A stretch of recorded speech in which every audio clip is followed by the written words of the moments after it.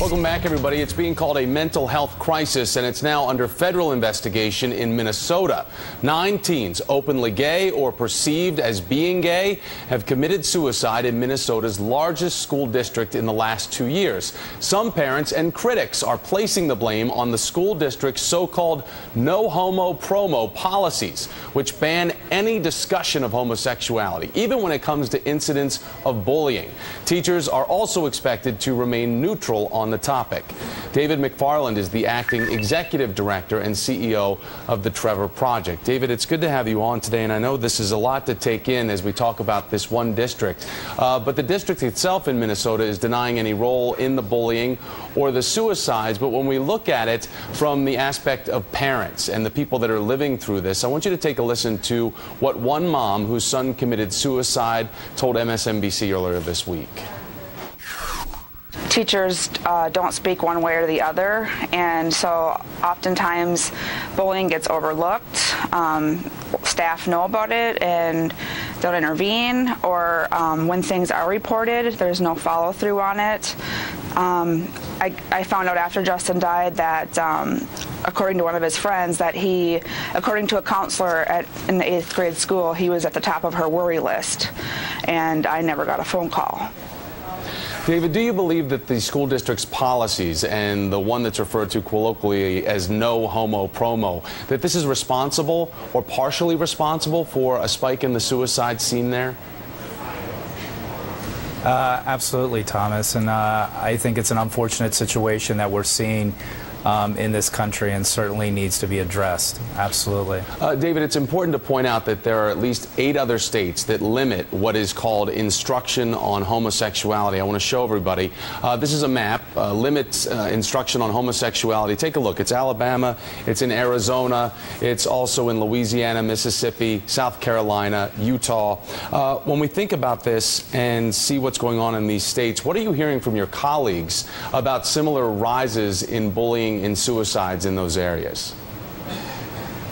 It's an issue that certainly needs to be addressed in this country, and there are a lot of organizations and individuals that are out there addressing this topic specifically.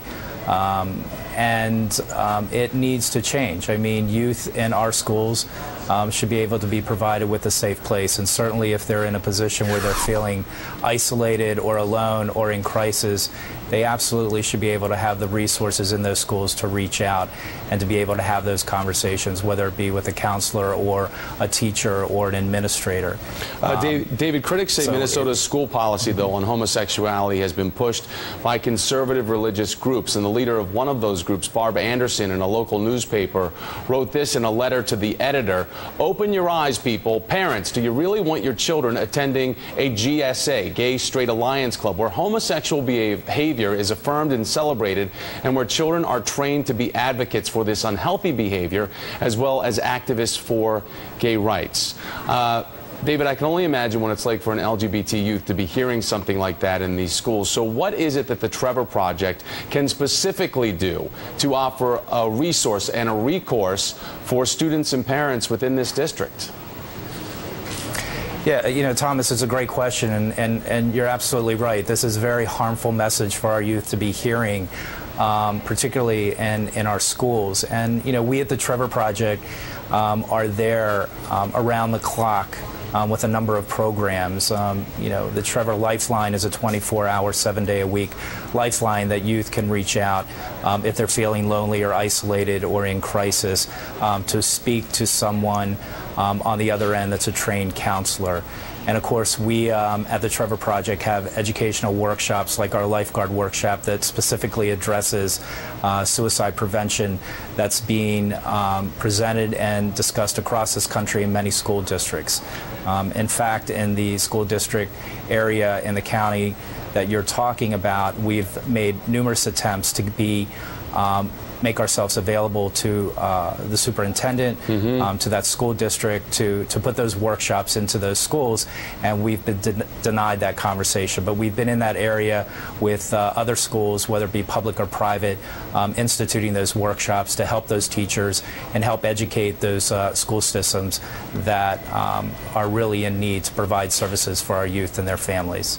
This is Congresswoman Michelle Bachmann's district. She is on record opposing anti-bullying legislation. She hasn't commented about these cases that have been happening at her alma mater high school.